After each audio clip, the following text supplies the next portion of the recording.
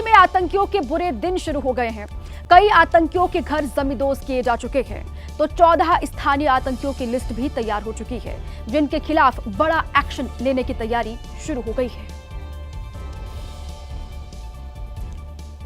लश्कर के आतंकी फारूक तीदुआ का घर। आतंक पर चोट वाले इस धमाके से निकले शोलों ने तीदुआ के घर को तबाह कर दिया, जमींदोज कर दिया।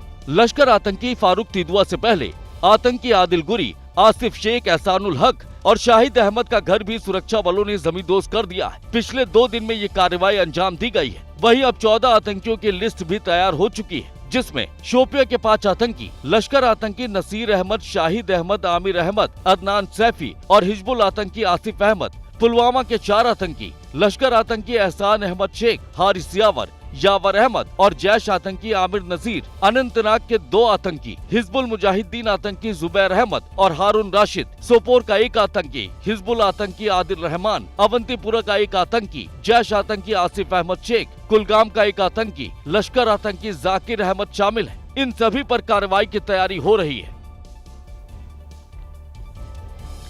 पहलगाम आतंकी हमले के बाद आतंकवादियों के सफाई के लिए जम्मू कश्मीर में बड़े पैमाने पर सर्च ऑपरेशन चलाए जा रहे हैं।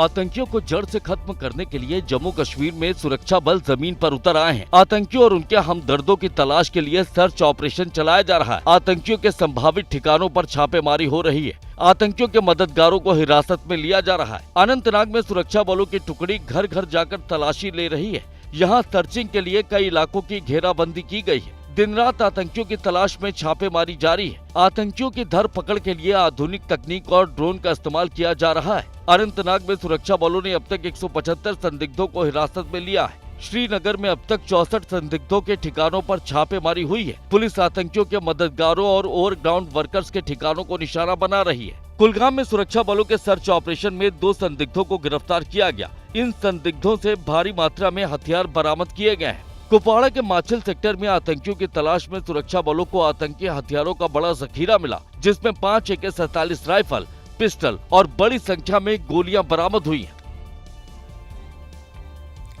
एनआईए ने पहलगाम आतंकी हमले की जांच अपने हाथ में ले ली है। एजेंसी ने जांच के लिए FIR दर्ज कर ली है।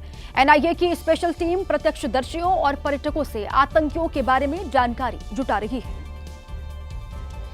गृह मंत्रालय की तरफ से औपचारिक तौर पर पहलगाम आतंकी हमले की जांच सौंप दी गई है। जांच सौंपे जाने के बाद एजेंसी ने आतंकी हमले को लेकर केस रजिस्टर कर लिया है। आतंकी हमले के बाद से ही एनआईए की टीम वारदात की जगह पर मौजूद है। इसमें फॉरेंसिक और इन्वेस्टिगेशन टीम के लोग शामिल हैं। अब एनआईए को जांच सौंपे जाने के बाद जम्मू कश्मीर पुलिस और दूसरी एजेंसियां एनआईए को जांच में सहयोग करेंगी। सूत्रों के मुताबिक एनआईए की टीम पहलगाम आतंकी हमले के पीड़ितों से मुलाकात कर सबूत जुटाने में लगी हुई है। एनआईए के स्पेशल टीमों ने आतंकी हमले में जीवित बचे पर्यटकों समेत प्रत्यक्षदर्शियों से संपर्क करना शुरू कर दिया है। पर्यटकों और प्रत्यक्षदर्शियों से बात कर एजेंसी आतंकवादियों के बारे में जानकारी जुटा रही है।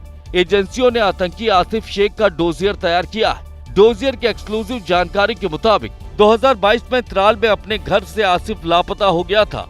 वो आखिरी बार दक्षिण कश्मीर में दिखा था। सूत्रों के मुताबिक एजेंसियां सभी आतंकियों का ऐसा ही डोजियर तैयार कर रही हैं।